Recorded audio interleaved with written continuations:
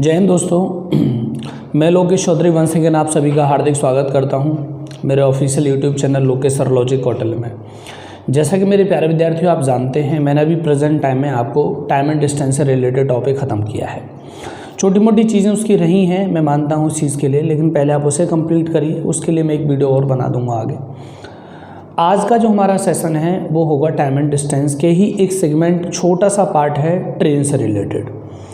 तो आज हम जो डिस्कशन करेंगे वो रेलगाड़ी से संबंधित करेंगे और आपको समझना होगा कि रेलगाड़ी से संबंधित प्रश्नों को कैसे हल किया जाता है। जैसा कि थंबनेल पर आप देख रहे हैं, सबसे इम्पोर्टेंट है कि हमने आज बेसिक क्वेश्चन से रिलेटेड ही डिस्कशन किया है। तो मैं आपको एक बात बताना चाहता हूँ कि बेसिक संबंधित बेसिक क्या है। देखिए, दो तीन चीज़ें हैं इसमें। मोस्ट ऑफ तीन ही टाइप के क्वेश्चन पूछे जाते हैं एग्ज़ाम में, और उन्हीं टाइप में कुछ छोटे मोटे सब टाइप और बन जाते हैं, उनको हमें समझना है। जैसा कि चैप्टर का नाम है ट्रेन, तो मैं आप लोगों को एक बात बताना चाहता हूँ कि ट्रेन तो रहेगा ही रहेगा। अब ट्रेन के साथ क्या होगा, ट्रेन के साथ प्लस हो जाएंगी।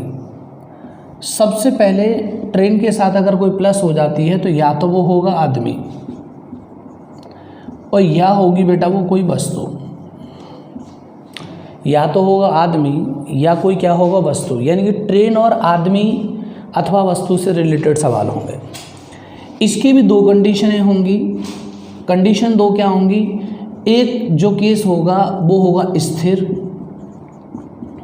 यानी कि जब इनमें से कोई चल ही नहीं रहा होगा, और एक स्थिति होगी इनके सामने गतिमान।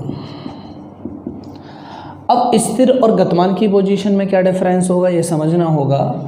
गतिमान का मतलब है वस्तु में कोई अन्य रेलगाड़ी चल रही हो या कोई आदमी दौड़ रहा हो, और स्थिर का मतलब है जैसे प्लेटफॉर्म है, सुरंग है, और आदमी अपने आप में स्थिर प्लेटफॉर्म पर खड़ा हो सकता है। तो दो सिचुएशन के प्रश्न हमारे साथ यहाँ बनेंगे। अगली कंडीशन में क्या होगा, ट्रेन और प्लस ट्रेन। मोस्ट ऑफ जो क्वेश्चंस हमारे बनते हैं वो यही दो टाइप होते हैं ज़्यादातर, ट्रेन और plus train. Train plus train का क्या मतलब है, एक स्थिति तो वो होगी जहाँ ट्रेन स्थिर खड़ी होगी किसी प्लेटफॉर्म पर, और एक स्थिति वो होगी जब ट्रेन हमारी गतिमान होगी। गतिमान की दो ही कंडीशन है, या तो एक ही दिशा में दौड़ रही होंगी या फिर विपरीत दिशा में दौड़ रही होंगी। इसी में एक और कंडीशन बन जाती है हमारे लिए, ट्रेन प्लस ट्रेन्समैन। अंग्रेजी में नहीं, हम मैथ ही पढ़ रहे हैं, मैथ के हिसाब से पढ़ लो। ट्रेन्समैन का मतलब क्या है, ऐसे प्रश्न हमेशा गतिमान कंडीशन में ही आते हैं।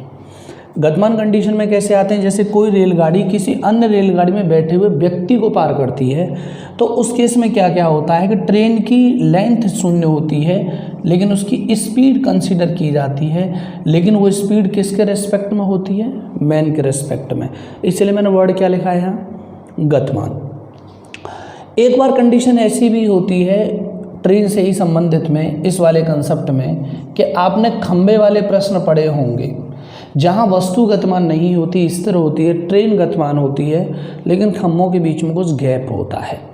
बाकी फिर और सब सवाल ऐसे हैं कि ट्रेन के डिब्बे इस गति से छूटते हैं, उसकी व्युत्क्रमानुपाती, कुछ इस तरह की चीज़ें आती हैं। वो हम एक मिससेलेनियस वीडियो बनाएंगे लास्ट में, उसमें हम डिस्कशन करेंगे, ठीक है ना। तो आज हमें समझना होगा कि जब स्थिति स्थिर होती है तब क्या होता है, और जब गतिमान होती है तब क्या होता है। तो पहली सिचुएशन, ठीक है ना, ये तो मैंने एक ग्राफ सेट किया, चाहो तो स्क्रीनशॉट ले लो, बाकी तो थंबनेल पे टाइप लिखा ही हुआ है। अब देखेंगे, सबसे इम्पोर्टेंट बात बेटा इसमें ये है कि ट्रेन जब किसी स्थिर वस्तु या व्यक्ति को पार करती है तो दो केस होंगे। लेट कर लीजिए कि एक ट्रेन है इस तरीके से चल रही है, ठीक है ना, मेट्रो भी बना देते हैं। एक ट्रेन है और इस तरीके से चल रही है, यानी कि ये उसका ट्रैक है यहाँ। अगर ये किसी स्थिर बिजली के खंभे को पार करती है, यानी कि इलेक्ट्रिक पोल,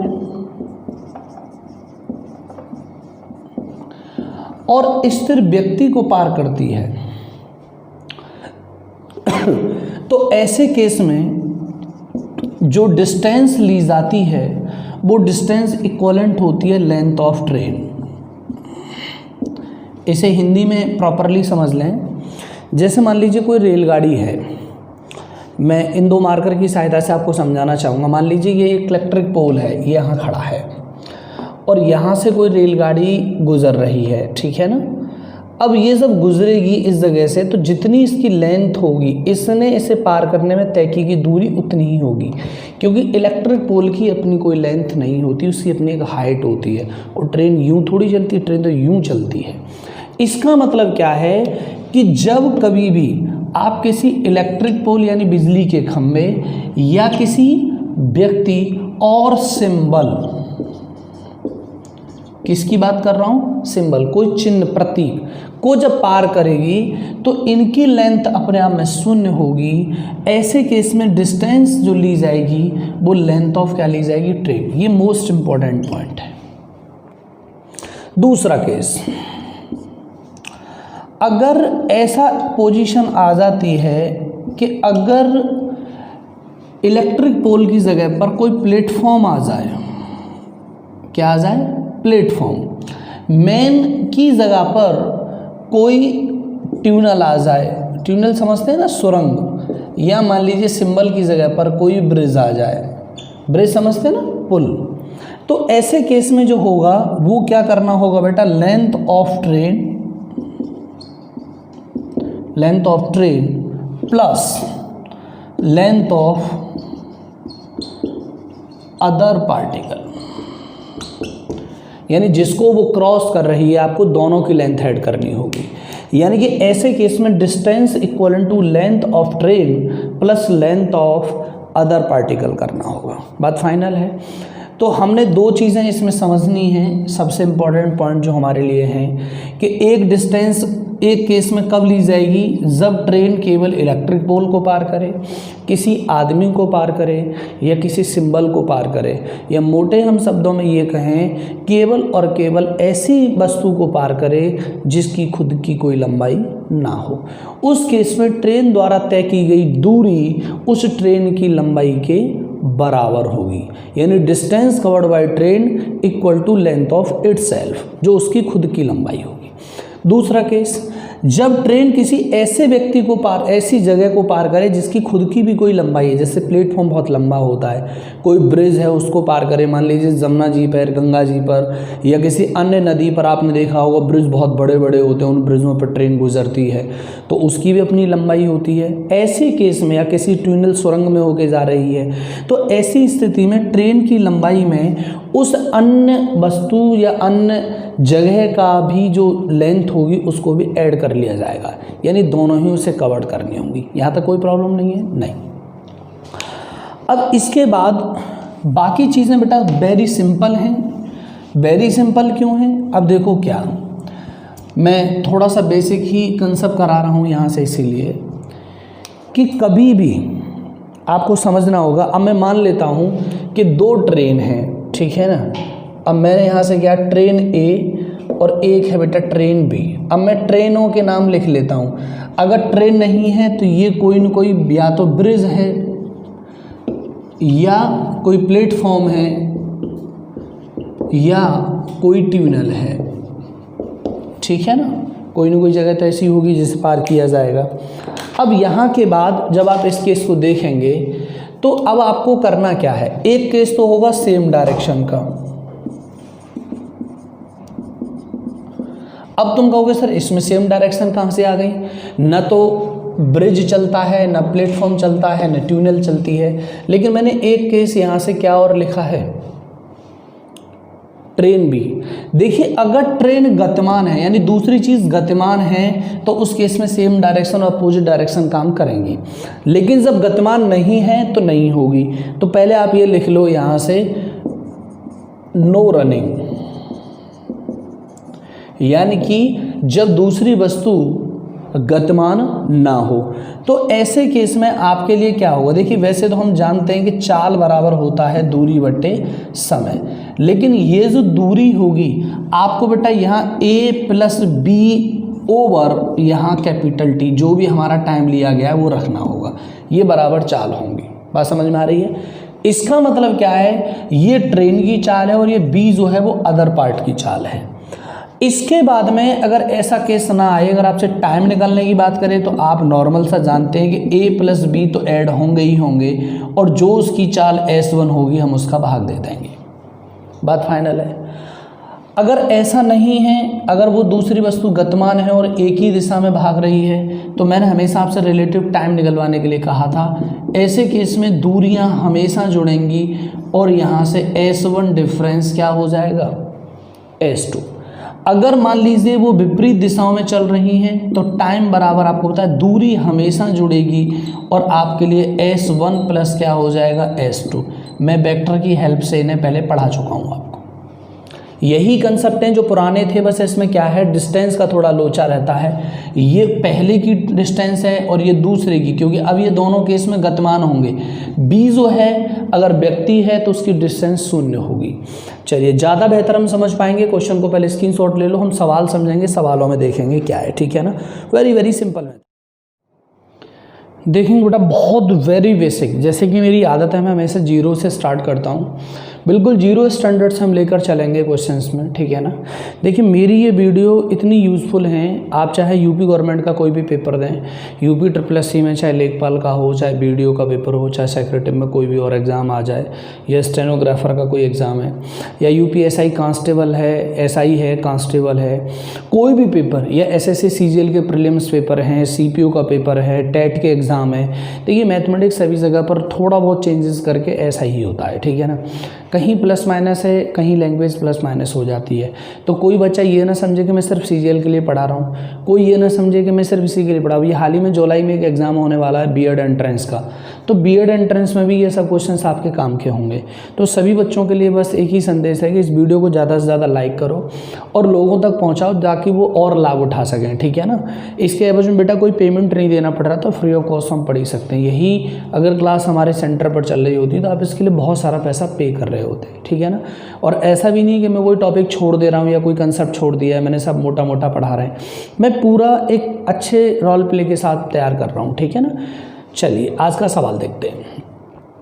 एक रेलगाड़ी की लंबाई 360 मीटर है, वह किसी बिजली के खंभे को 15 सेकंड में पार कर जाती है। ट्रेन की चाल ब्रैकेट में किलोमीटर पर आवर में होगी, या तो ब्रैकेट में गिवन होगा या आपको ऑप्शन के हिसाब से देखना है।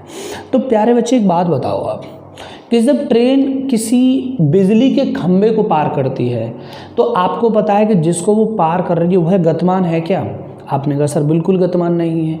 अब हमने कहा आप ये चेक करो क्या उसकी कोई डिस्टेंस है, तो आपने कहा सर बिजली का खंभा तो ऐसे लंबा होता है, उसकी अपनी कोई लेंथ नहीं होती, उसकी हाइट होती है। इसका मतलब क्या है कि ऐसे सवालों में जो ट्रेन डिस्टेंस कवर करेगी, क्या कवर करेगी? डिस्टेंस कवर करेगी, वो बेटा लेंथ ऑफ क्या होगी? लेंथ ऑफ ट्रेन होगी। यानी कि ट्रेन की जो लंबाई है वही लंबाई ट्रेन के द्वारा कवर की जाएगी, यानी डिस्टेंस की जगह पर वही रखेंगे। हमसे पूछिए बेटा चाल। अब चाल बराबर क्या होता है? Speed equal to distance over time होता है। चाल बराबर दूरी बट्टे समय होता है। तो अब मुझे एक बात बताएं आप यहाँ से, डिस्टेंस कौन सी कवर करेगी? Length of train. तो लेंथ ऑफ ट्रेन कितना है? 360 मीटर। बोर्ड पर ध्यान देंगे, कितना है बेटा? 360 मीटर। अब 360 मीटर को वो समय कितना ले रही है पार करने में? 15 सेकंड ले रही है। तो अगर मैं यहाँ 15 का भाग दे दूंगा तो उसकी चाल आ जाएगी। लेकिन मेरे प्यारे बच्चे, इसकी यूनिट तो मीटर है और इसकी यूनिट सेकंड है, तो चाल हमारी अभी किस में आई? मीटर पर सेकंड में। लेकिन हमसे प्रश्न में पूछा क्या गया है? Kilometre per hour. तो आप जानते हैं कि बहुत बेसिक चीज़ें हैं। मीटर पर सेकंड को किलोमीटर पर आवर में बदलने के लिए प्यारे बच्चे हम किससे गुणा करते हैं? 18/5 से। यही प्रश्न होता है हमारा। अब देखिए, अगर मैं काटना चाहूँ तो सीधा 15 से काट दूँ। 15 दूनी 30, 6 बचेंगे और 15 चौका 60। यहाँ तक बात फाइनल है? बताओ ज़रा, कोई प्रॉब्लम ना हो अगर आपको तो। यहीं तक है आपका आंसर। अब इसके बाद में हमसे सवाल जो पूछा गया है, बेटा नीचे अब देखो 5 बचा है केवल। कितना बच रहा है? 5। अब 18 × 4 का गुणा कर लो, तो 18 चौक 72 का 2, कैरी 7 गए, और 18 दूनी 36, 36 और 7 होते हैं 43। और इसमें भाग किसका देना है? 5 का। तो 5 का भाग दे देंगे। 5 अट्ठे 40 हो जाएंगे, 3 बचे 32 है, 5 छक्के 30, पॉइंट जाएगा 5 चौक 20 किलोमीटर पर आवर। यानी कि उसकी जो चाल आएगी वो कितनी आएगी, 86.4 किलोमीटर पर आवर। बात समझ रहे हैं ना। बहुत सिंपल सा केस है, बहुत आसान सी चीज़ें हैं। अगर वो हमसे पूछता मीटर पर सेकंड में ही तो देखो इसकी कोई रिक्वायरमेंट नहीं होती, 24 मीटर पर सेकंड आ जाता, लेकिन हमसे प्रश्न पूछा गया था किलोमीटर पर आवर में। एक स्क्रीनशॉट लेंगे क्वेश्चन का, फिर मैं आपको एक बार और थोड़ा सा बताता हूँ जी। सबसे पहले इंपॉर्टेंट ये बनता है कि जब ट्रेन किसी अन्य आर्टिकल को या पार्टिकल को पार करती है तो हमें ये समझना होगा कि सेकंड जो चीज़ है वो रनिंग है या नॉट रनिंग है। तो आपने ये कहा sir train cross a electric pole, it mean electric pole stand itself. भाई वो तो एक ही जगह पर खड़ा रहता है स्वयं में। जब वो एक ही जगह पर खड़ा रहता है, फिर दूसरा ध्यान देना होगा कि क्या उसकी कोई लेंथ होती है। तो आपने कहा सर उसकी कोई लेंथ नहीं होती।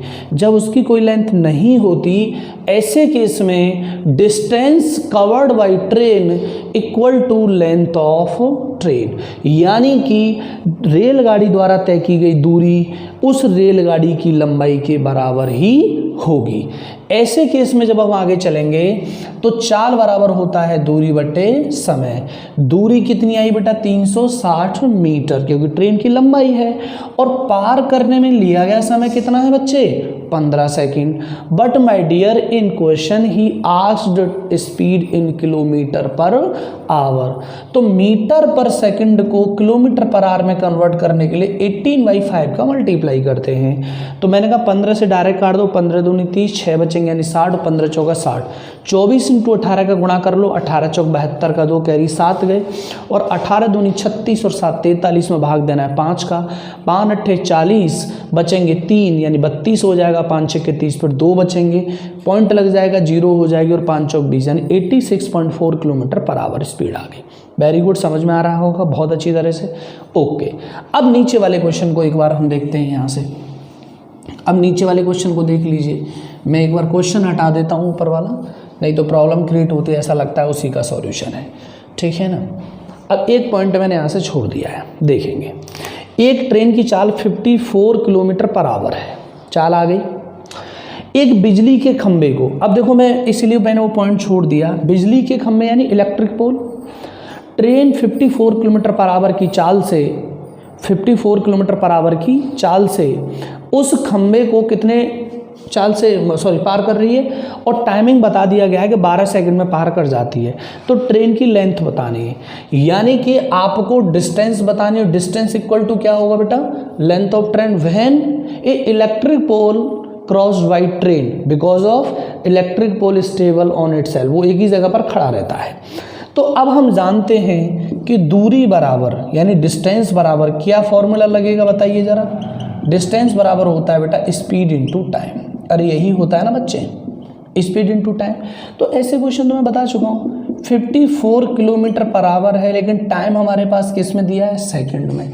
तो मैं इसे 5/18 का गुणा करके मीटर पर सेकंड में चेंज कर सकता हूँ। Very simple. और यहाँ गुणा किससे कर दूंगा, 12 से। देखो बेटा बहुत सरल है।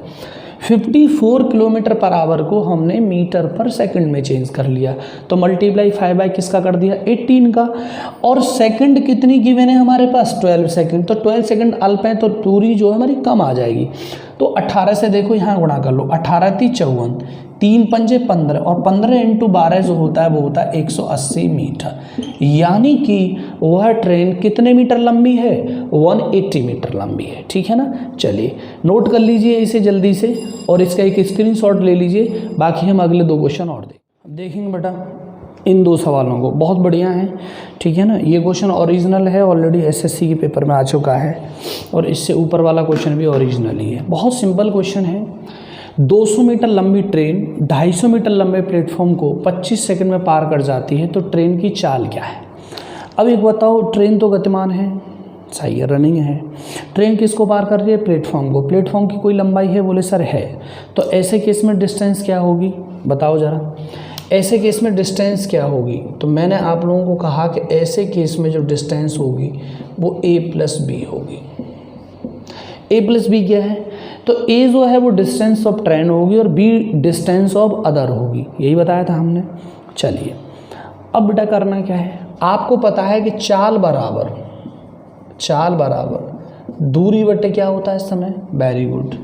अब आपने कहा यहाँ से कि सब दूरी एक 200 मीटर है और एक कितनी है 250 मीटर है। अरे दोनों ही तो पार होंगी, और पार करने में लिया गया समय बेटा कितना है 25 सेकेंड।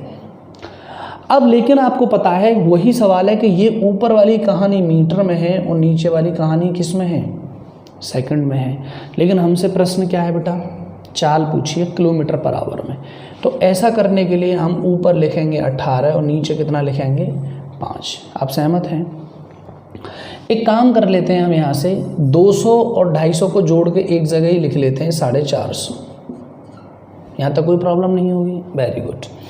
अब 25 से काट लो या 5 से काट लो, अगर 5 से काट देंगे इस प्रॉपर्टी को तो ये 5 बार कट जाएगी और 5 में 45, बात फाइनल है। 5 से ये प्रॉपर्टी फिर कितने बार कट गई बेटा 18 बार। और 18 कितने होते हैं बताओ 324, यही वर्ग होता है ना। 18 × 144, 18 के 18 और 14 हो गए 32। अब इसमें भाग किसका देना है 5 का, वही सवाल बन गया। 5 छक्के क्या हो गए 30, 2 बचे 24, 5 चौक 20 और 5 अट्ठे 40 किलोमीटर पर आवर। भाई कैलकुलेशन थोड़ी ठीक कर लेना, यानी कि उसकी जो चाल किलोमीटर पर आवर में आ गई वो क्या आई बेटा 64.8 किलोमीटर पर आवर। और चाल किसकी आएगी, जो गतिमान होगा। तो गतिमान कौन होगा, ट्रेन। प्लेटफॉर्म तो अपनी जगह ही रहता है ना। मैंने कहा ऐसे केस में जब डिस्टेंस 2 होती है तो ट्रेन की डिस्टेंस प्लस बी प्लेटफॉर्म की डिस्टेंस दोनों जुड़ेंगी। स्पीड बराबर दूरी बट्टे क्या होता है समय, और दूरी कितनी आई 450 समझ रहे हैं ना, 200 ट्रेन की 250 मीटर प्लेटफॉर्म की। तो दोनों को जब जोड़ा तो कितनी बन गई 450। और टोटल सेकंड कितने दे रहा है 25, लेकिन ये चाल किस में आएगी मीटर पर सेकंड में, और हमें पूछी किसमें किलोमीटर पर आवर में। तो 18/5 का गुणा कर लिया, 5 से ये प्रॉपर्टी 5 बार कैंसिल, ये 90 बार। इस वाले 5 से ये 18 बार, 18 × 18 वर्ग 324/5, तो 64.8 किलोमीटर पर आवर आ गया। ठीक है ना, स्क्रीनशॉट ले लो, फिर नीचे वाले सवाल पे आते हैं। चलिए अब आप देखेंगे सेकंड क्वेश्चन को, यानी कि जो 4th वन क्वेश्चन है वो क्या कह रहा है। 4th वन क्वेश्चन बहुत शानदार है, बहुत अच्छा सवाल है और बहुत बढ़िया है। ये कह रहा है 60 किलोमीटर पर घंटे की चाल से चलने वाली एक ट्रेन अपने से दोगुनी लंबाई के, बेहतरीन बात ये आ गई, अपनी सी दोगुनी लंबाई के प्लेटफॉर्म को 32.4 सेकंड में पार कर जाती है, तब ट्रेन की लंबाई क्या है। यानी कि आपको पूछा ये गया है कि डिस्टेंस निकालनी है, और डिस्टेंस पहले हमें ट्रेन की चाहिए और प्लस हमें किसकी चाहिए प्लेटफॉर्म की, दोनों डिस्टेंस निकालनी है। भाई सवाल तो यही कह रहा है, ये निकालनी नहीं है तो ये कह सकते हैं सर A + B दोनों को कवर किया गया होगा। अब आपसे कह रहा है कि ट्रेन अगर 1 है तो ये वाली कहानी 2 है, तो हम ऐसे केस जब गुना आते हैं तो इनको हम हमेशा x में ही मानते हैं। यानी कि टोटल डिस्टेंस जो कवर करनी है वो 3x करनी है। क्या करनी है 3x। अब बच्चे एक बात बताओ, आप जानते हो डिस्टेंस इक्वल किसके होता है, दूरी बराबर क्या होता है चाल गुणा समय, स्पीड इनटू टाइम। अरे यही तो होता है। अब ये 3x जो दूरी तय की होगी वो ट्रेन ने की होगी, उसकी चाल है 60 किलोमीटर पर आवर। लेकिन हमारा समय बच्चे किस में दिया है सेकंड में, तो इसको एक काम करो मीटर पर सेकंड में चेंज कर लो, यानी 5 बटे क्या कर लें 18। अब समय का गुणा करना है, समय कितना है 32.4, यानी मल्टीप्लाई करने के बाद मैंने कहा 32.4, दशमलव को हटा के नीचे 10 लिख सकता हूँ। अब यहाँ से मुझे बता देंगे आप यहाँ कि 0 से कौन कट गई 0, 6 से कितने बार कट गया बेटा ये 3 बार, और 3 से देखिए कट रहा है 3 एकम 3 न जाने की 0 3 अट्ठे 24, बात समझ रहे हैं। फिर एक हमारे पास ये 3 भी है, इस 3 से कट रहा है 3 3 9, और यहाँ कितना हो जाएगा बेटा 1 बचेगा, ठीक है ना, तो ये हो जाएगा 3 छिक्के 18। तो x की जो प्रॉपर्टी है वो 36 पंजे 180 मीटर आ जाना है। और सवाल में पूछा भी क्या है बच्चे, ट्रेन की लंबाई क्या है। तो ट्रेन की लंबाई जो a थी वो आपने क्या मानी थी x, तो वो x कितने मीटर आ गई निकल करके 180 मीटर। वेरी सिंपल क्वेश्चन है, आप चेक कर लीजिए क्या कह रहा है। स्क्रीनशॉट लो, फिर समझाता हूँ। ले लिया। मैंने कहा जब डिस्टेंस कवर होगी तो ट्रेन की लेंथ प्लस प्लेटफॉर्म दोनों पार होंगे। उसने कहा है बेटा कि length of train if 1 then length of platform is twice, यानी 2। तो मैंने कहा जब गुना आ जाए तो ऐसे प्रश्नों में ये x दूरी होगी तो ये कितनी होगी 2x। तो इनके द्वारा तय की जाने वाली कुल दूरी कितनी हो गई 3x। और दूरी का फॉर्मूला होता है बेटा चाल गुणा समय। चाल हमें गिवन है कितने kilometre per our, 60 kilometre per our. इसको हमने मीटर पर सेकंड में चेंज किया। क्यों? Because of my dear in question given time in second also. तो हमें अपनी चाल को ही बदलना होगा। 32.4 में दशमलव हटाया तो 10 लगाया, 0 से 0 काटी। अब ये 18 6 से 3 बार कटा और इस 3 से ये कट गया 108 बार। 108 इस 3 से कट गया 36 बार और 36 पंजे कितना हो गया 180।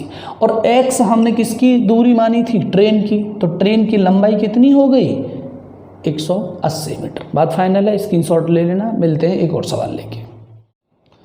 देखेंगे बेटा ये 2 क्वेश्चन मैंने और लिखे हैं। बिल्कुल धीरे धीरे हम चीज़ों को आगे बढ़ा रहे हैं। बस पढ़ते रहिए, मस्त रहिए, जिंदाबाद रहिए। सवाल पर ध्यान देंगे। एक ट्रेन एक बिजली के खंभे को 20 सेकंड में, जबकि 200 मीटर लंबे प्लेटफॉर्म को 45 सेकंड में पार कर जाती है। तब ट्रेन की लंबाई क्या है यह दोनों बार उसकी चाल समान हो। तो ये कई बार क्या होता है कि ये जो पॉइंट मैंने बोला है, यदि दोनों बार उसकी चाल समान हो, ये अंडरस्टूड भी रखना पड़ता है। कई बार ये पेपर में मेंशन भी होता है और मेंशन नहीं भी होता है। ये पे question as it is 2008, 2015 CPO और 10+2 के पेपर में रिपीट हुआ है। तो अब आपसे कह रहा है कि दोनों बार उसी चाल से चले, यानी कि उसकी चाल तो नियत है। अब हमें ये समझना होगा सवाल में क्या कह रहे हैं। हम जानते हैं कि स्पीड इक्वल क्या होता है, चाल बराबर होता है बेटा दूरी बटे समय। लेकिन अब एक पॉइंट आपको समझना होगा कि जब ट्रेन ने किसी खंबे को पार किया होगा, किसको पार किया होगा खंबे को, तो खंबे की तो कोई लेंथ नहीं होती। तो उस केस में बेटा तो ट्रेन ने कितनी डिस्टेंस कवर की होगी अपनी खुद की लंबाई के बराबर। यानी कि मैं अगर सवाल में कहूँ कि पहली स्थिति में माना ट्रेन की लंबाई x है, सुन लो पूरा समझना तब आप समझ में आएंगे। और खुद की लंबाई को पार करने में लिया गया समय कितने सेकंड है बेटा 20 सेकंड। ये तो चाल का फॉर्मूला है, दूरी बट्टे समय। जबकि किसी जब प्लेटफॉर्म को पार किया होगा तो खुद की लंबाई ली होगी और 200 मीटर और चली होगी। यहाँ तक बात फाइनल है। तो एक बात बताओ, खुद की लंबाई के लिए हमेशा रिजर्व 20 सेकंड है, तो ट्रेन ने 25 सेकंड किसके लिए लिए होंगे, किसके लिए लिए होंगे प्लेटफॉर्म के लिए। नहीं आया समझ में, यही तो मैं समझाना चाह रहा हूँ। आप ऐसे प्रश्नों में कभी आपको पेन लगाने की कोई रिक्वायरमेंट ही नहीं है, डायरेक्ट आप आंसर लगा सकते हैं। मैं दावे के साथ कह सकता हूँ। मेरे बच्चे आप मुझे इतना बताएं, ट्रेन जब जब किसी बिजली के खंभे को पार करेगी, यानी कि अपनी लंबाई को पार करेगी, तो अपनी लंबाई के लिए वो हमेशा कितने सेकंड रिजर्व रखेगी 20 सेकंड हमेशा रखेगी। जब वो 200 मीटर लंबे प्लेटफॉर्म को पार करेगी या 400 मीटर लंबे को करेगी, 800 मीटर को लंबे को करेगी, तो आप नॉर्मल समझ लो ना, अधिक लिया समय उससे अधिक में तय की गई दूरी अधिक, बस सवाल खत्म है। अधिक दूरी तय करने में लिया गया अधिक समय। तो मैं ये कहना चाहता हूँ आपसे कि अपने x20 के लिए, अपने x20 के लिए तो टाइम रिजर्व रहेगा, रहेगा कि नहीं रहेगा। तो उस ट्रेन ने कितनी दूरी अधिक तय की 200 मीटर, और उस ट्रेन ने उस अधिक दूरी को तय करने में लिया अधिक समय कितना 25 सेकंड। क्यों? क्योंकि यहाँ टोटल वो 45 सेकंड लेती है। तो 20 second is reserve to crossing a electric pole for its distance. यही तो बात आई समझ में। अब क्या कह रहा है यहाँ से, ट्रेन की लंबाई बताओ। भैया पहले चाल निकाल लो, 25 से भाग दे दोगे तो यहाँ आ जाएगा 8 मीटर पर सेकेंड। नहीं आया समझ में भाई, 25 से भाग दो ना। हम कह रहे हैं कि अधिक दूरी कितनी तय की 200 मीटर, अधिक दूरी में लिया गया समय कितना है 25 सेकंड। जब 25 सेकंड में 200 करता है तो 1 सेकंड में तय की गई दूरी कितनी 8 मीटर पर सेकंड। जवाब दे दो, यही है। और दूरी ये कहती है कि स्पीड का गुणा टाइम में कर दो। तो बेटा एक बात बताओ, ट्रेन की खुद की स्पीड, क्योंकि प्लेटफॉर्म तो चलता ही नहीं, 8 मीटर पर सेकंड, और ट्रेन खुद को पार करने में लिया गया समय कितना, 20 सेकंड। तो 8 दूनी 16, कितने मीटर आ गया जरा बता दीजिए आंसर, 160 मीटर। ऐसे प्रश्नों में आपको पेन की कोई ज़रूरत नहीं है। देखो कैसे सॉल्व करोगे। 20 सेकंड ट्रेन अपने लिए ले रही है, 45 सेकंड 200 मीटर लंबे प्लेटफॉर्म के लिए ले रही है। आप बताओ 20 से कितना ज़्यादा है 45? आपने कहा सर 25 सेकंड में उसने केवल प्लेटफॉर्म की डिस्टेंस को कवर किया है। तो यानी कि 25 सेकंड में 200 दूरी तय की, तो 1 सेकंड में कितनी, 8। ट्रेन अपने लिए कितनी समय ले रही है, 20, 8 दूनी 16। पेन की ज़रूरत ही नहीं है। देखिएगा मैं इस सवाल को सॉल्व करवाऊँगा आपके लिए। Very simple question, very simple, बहुत इजी क्वेश्चन है। स्क्रीनशॉट लो, फिर मैं हटा रहा हूँ। देखो पहले से मैं बिना पेन के करवाऊंगा, फिर पेन से करिएगा। हटा दूँ, ठीक। अब देखेंगे नीचे वाला क्वेश्चन भी आपने स्क्रीनशॉट में देख लिया होगा, स्क्रीनशॉट तो ले ही लिया है। अब देखें नीचे वाले क्वेश्चन को पहले हम बिना पेन के करेंगे। देखिए ये क्वेश्चन भी बहुत धड़ल्ले से धूम धमाके बहुत बार पूछा गया है, 2005 में, फिर 11 में, फिर 12 में। ये 10+2 और CPU दोनों ही एग्जाम में पूछा गया है, और CGL का रिपोर्ट कार्ड रही है, और पुलिस में सवाल यहीं से आते हैं। ट्रेन कह रहा है कि एक ट्रेन 150 मीटर लंबे प्लेटफॉर्म को 15 सेकंड पार करती है। वेरी इंपॉर्टेंट पॉइंट, 150 मीटर लंबे प्लेटफॉर्म को कितने सेकंड में पार करती है, 15 सेकंड। इसका मतलब है इन 15 सेकंड में ट्रेन की खुद की लंबाई को पार करने का समय भी इंक्लूड है, जो कितना है, जबकि प्लेटफॉर्म पर खड़े व्यक्ति को उसी चाल से, यानी कि चाल नहीं बदली, 9 सेकंड में पार करती है। अरे बाबलो, जब 9 सेकंड वो खुद के लिए लेती है, और 150 मीटर लंबे प्लेटफॉर्म को पार करने में वो कितने सेकंड लेती है, 15, तो कितने सेकंड ज़्यादा लिए, 6। और 6 सेकंड में कितनी दूरी तय की, 150। तो उसकी चाल कितनी आ गई, 25 मीटर पर सेकंड। और 25 मीटर जब खुद के लिए लेती है, और खुद की दूरी कितने समय में तय हुई, 9 सेकंड में, तो 25 निम्मा कितने होते हैं, 225 मीटर। सवाल ख़त्म हो गया, पेन की कोई रिक्वायरमेंट ही नहीं है। फिर भी आपकी चाहत है तो आप कर लीजिए। मैंने कहा जब चाल कांस्टेंट है तो चाल के बराबर पहले दूरी बट्टे क्या लिखना है, समय। ट्रेन खुद की लंबाई पार करेगी, 9 सेकंड लेगी, और ट्रेन जब खुद प्लस 150 पार करेगी तो खुद के लिए समय प्लस 6 सेकंड फालतू लेगी। आपको ये चीज़ हमेशा याद रखनी है। मैंने कहा इसको यहाँ से ब्रेक कर दीजिए, आपको पता है कि ये सत्य है, और जब यहाँ भाग दे देंगे तो ये आ जाएगा 25 मीटर पर सेकंड। आपको कोई क्रॉस नहीं करना, और जब आपसे डिस्टेंस पूछेगा तो डिस्टेंस का फॉर्मूला स्पीड इनटू क्या होता है, टाइम होता है। स्पीड कितनी निकल कर आई, 25 मीटर पर सेकंड, और टाइम कितना है, 9, तो 25 निम्मा कितने होते हैं, 225 मीटर। बात फाइनल है। तो length of train is equal to 225 meter. Screenshot ले लो। अब तो मैं भी आना चाहूँगा स्क्रीन में। ठीक, सवाल देखते हैं, आगे देखिए एक और सवाल। देखेंगे बेटा 2 क्वेश्चन हो रहे हैं, ये बस यहीं फिनिश करेंगे बेसिक वीडियो को। लेकिन ये और ये दोनों क्वेश्चन बहुत अच्छे हैं, इन दोनों सवालों को ध्यान से देखें। देखिए सवाल क्या कहना चाह रहा है, वो कह रहा है 150 मीटर लंबी रेलगाड़ी एक पेड़ को 12 सेकंड में पार कर जाती है, तथा उसी चाल से 250 मीटर लंबे प्लेटफॉर्म को पार करने में कितना समय लगेगा। तो हम कुछ नहीं जानते, सबसे पहली कंडीशन है हमारे लिए टाइम। तो टाइम बराबर क्या होता है बेटा, डिस्टेंस ओवर स्पीड। एक लाइन में ख़त्म करना चाहूँगा, ठीक है।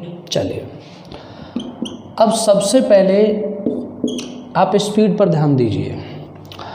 जब कोई रेलगाड़ी 150 मीटर लंबी है और एक पेड़ को 12 सेकंड में पार करती है, कितने सेकंड में पार करती है, 12 सेकंड में, और 150 मीटर लंबी है, तो ट्रेन की चाल क्या होगी, 150/12।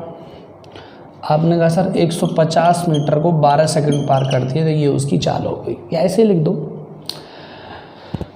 तब उसी चाल से 250 मीटर लंबे प्लेटफॉर्म को पार करने में, अब मुझे इतना बताओ पहले कि जब प्लेटफॉर्म को पार करेगी तो कितनी डिस्टेंस होंगी, 2 डिस्टेंस, 150 मीटर खुद की और 250 मीटर प्लेटफॉर्म की। और 150 और 250 को जब ऐड कर देंगे तो यहाँ कितने मीटर आ जाएगा, जवाब दो, 400 मीटर। 12 को ऊपर ले जाओ, 400 इंटू 12 और नीचे कितना आ गया बेटा, 150। 1 0 से 0 कैंसिल, 5 से 3 बार और 5 से 8 बार, 3 से कट गया 4 और 32 मीटर पर सेकंड। क्या टाइम पूछा है, सॉरी 32 सेकंड में। कितना सेकंड में कर लेगा, 32 सेकंड में। वेरी सिंपल क्वेश्चन है, कुछ खास नहीं है। मैंने कहा जब मुझे टाइम चाहिए तो टाइम के लिए ऊपर डिस्टेंस चाहिए और नीचे चाहिए स्पीड। स्पीड मैं जानता हूँ, चाल बराबर क्या होता है, दूरी बट्टे समय। दूरी कितनी तय करेगी जब ट्रेन किसी पेड़ को कवर करेगी, तो 150। और टाइम कितना कवर करेगी बेटा, वो 12 सेकंड। तो अल्टीमेटली 150/12 यही तो उसकी चाल है। और 12 चला जाएगा, तीसरी भिन्न ऊपर जाएगी, तो 400 इंटू 12/150 कैंसिल आउट कर लेंगे तो कितने सेकंड में पार कर जाएंगी, 32 सेकंड में। वेरी सिंपल है, कुछ खास सवाल नहीं है। चलिए स्क्रीनशॉट लो फटाफट। सवाल ये है जो आपको समझना है। इस क्वेश्चन को हम 2-3 टाइप से करेंगे। पहले आप इसका क्वेश्चन का स्क्रीनशॉट ले लेना, उसके बाद हम सॉल्यूशन की ओर ले चलेंगे इसे, ठीक है ना। ले लो पहले स्क्रीनशॉट ले लो, मैं सवाल पढ़ भी देता हूँ पहले। एक प्लेटफॉर्म पर खड़े एक व्यक्ति को पता चलता है कि एक रेलगाड़ी उसे 3 सेकंड में पार कर जाती है। आप ऐसे समझें कोई आदमी है, ठीक है ना, मुस्कुराता हुआ आदमी है और एकदम मुस्कुरा रहा है, हाथ वाथ लगा के जुल्फों में यहाँ खड़ा है, ठीक है। अब होता क्या है कि एक रेलगाड़ी उसे 3 सेकंड में पार कर जाती। कोई रेलगाड़ी इधर से आई और उसे पार करने में लिया गया समय 3 सेकंड है। तो अभी अभी हमने यहाँ से कहा है कि जब टाइम निकालते हैं तो हमें पहले डिस्टेंस चाहिए होती है और हमें यहाँ स्पीड चाहिए होती है, 2 चीज़ चाहिए। लेकिन आपको उस ट्रेन के बारे में कुछ नहीं बताया कि वो ट्रेन क्या है। ट्रेन के बारे में ये नहीं बताया जा रहा है कि ट्रेन की लंबाई कितनी है, ट्रेन की स्पीड क्या है, कुछ नहीं बताया। लेकिन इतना बताया है कि उसे 3 सेकंड में पार कर जाती है। लो जी 3 सेकंड आ गए। जबकि विपरीत दिशा से आने वाली उतनी ही लंबाई की, ये इंपॉर्टेंट पॉइंट है, देखिए इस पॉइंट को आप अंडरलाइन कर लेना। इसके लिए मैं एक ट्रिक कंसेप्ट तैयार करूंगा आपके लिए। उतनी ही लंबाई की एक अन्य रेलगाड़ी उसे 4 सेकंड में पार कर जाती है। यानी कोई अन्य रेलगाड़ी है, वो इधर से आई, उसके बारे में बोला है कि वो कितने सेकंड में पार कर जाती है, 4 सेकंड में पार कर जाती है। अब क्या कह रहा है कि जब ये ट्रेनें एक दूसरे को पार करेंगी तो बताइए फिर कितने सेकंड लेंगी, यही तो सवाल है। तो पहले आप इसको कॉपी पे नोट कर लो और मैं इसे हटा के सॉल्व करना स्टार्ट करता हूँ। सबसे पहले मैं आपको इसको ट्रिकी अप्रोच से बताऊंगा कि ट्रिकी अप्रोच में क्या कहना चाह रहा है। दोनों रेलगाड़ियों की लंबाइयाँ कैसी हैं बेटा, समान। आप करोड़ों वर्षों से एक ही बात जान रहे हो, मुस्कुरा जाओ, कि जब दूरियां समान होती हैं, दूरियां कैसी होती हैं, समान, तो उनके द्वारा प्राप्त की गई चाल उनके समय के व्युत्क्रमानुपाती होती है। ऐसा मानते हैं आप, नहीं मानते? मानते हैं साहब। तो एक बात मुझे इतना बता दीजिए कि जब दूरी समान है तो मैं यही तो कहूँगा कि पहली कंडीशन और दूसरी कंडीशन, ये हो गया टाइम और यहाँ हो गई स्पीड। पहली ट्रेन द्वारा लिया गया टाइम 3 है और दूसरी ट्रेन द्वारा लिया गया टाइम 4 है। जब दूरी समान है तो चाल व्युत्क्रमानुपाती हो जाएगी, यानी ये 4 होगी और ये कितनी होगी, 3। जवाब दो। इसका मतलब क्या है कि पहली रेलगाड़ी की लंबाई भी 12 आ जाएगी तो दूसरी की भी 12 आ जाएगी। यहाँ तक तो कोई प्रॉब्लम नहीं है। पहले जवाब दो, इतना समझ में आ रहा है कि नहीं? भाई एक बात बता दो, पहली रेलगाड़ी 3 सेकंड लेती है, दूसरी लेती है 4 सेकंड। ध्यान देंगे बोर्ड पे। तो पहली रेलगाड़ी की चाल 4 होगी, दूसरी की क्या होगी, 3, और दूरियां दोनों की समान है। उसने कहा है कि दोनों की डिस्टेंस इक्वल है, यानी कि जो लेंथ है वो इक्वल है, तो डिस्टेंस इक्वल हो गई। इसका मतलब इसकी भी दूरी 12 होगी और इसकी भी दूरी 12 होगी। तो मुझे एक बात समझाओ, मैंने आपको जब विपरीत दिशाओं पर आधारित बताया था तो टाइम बराबर मैंने क्या लिखा था कि डिस्टेंस ओवर हमेशा S1 + S2 होता है, हाँ या ना? लेकिन यहाँ की डिस्टेंस आपको पता है कि A + B माननी पड़ेगी। और यहाँ S1 प्लस क्या करना होगा S2। अब A प्लस B क्यों मान रहा हूँ, क्योंकि दोनों की दोनों ट्रेन हैं और जब ट्रेन एक दूसरे के सामने पार करेंगे तो दोनों की लंबाइयाँ ऐड हो जाएंगी। जब दोनों की लंबाइयाँ ऐड हो जाएगी तो 12 और 12 कितना हो गया बेटा 24। अब हमें दोनों की चालों के योग से भाग देना है, तो S1 और S2 इसकी 4 है और इसकी 4 कितनी है 3, तो 7 का भाग दे दो।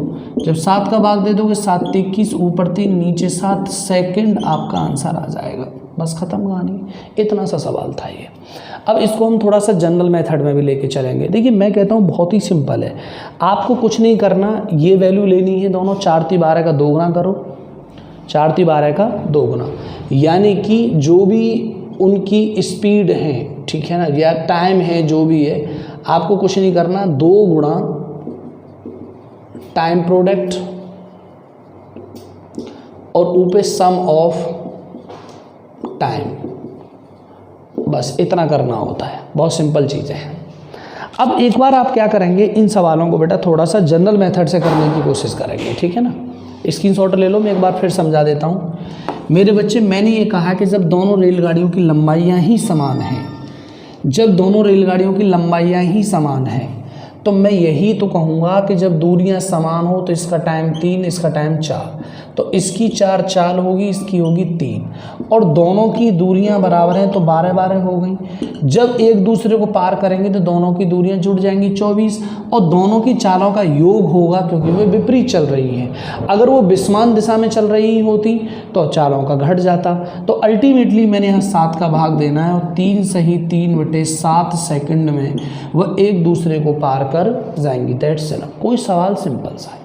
अब देखो आगे, अब मैं चाहता हूँ कि इस क्वेश्चन को एक बार आप जनरल मेथड से करें।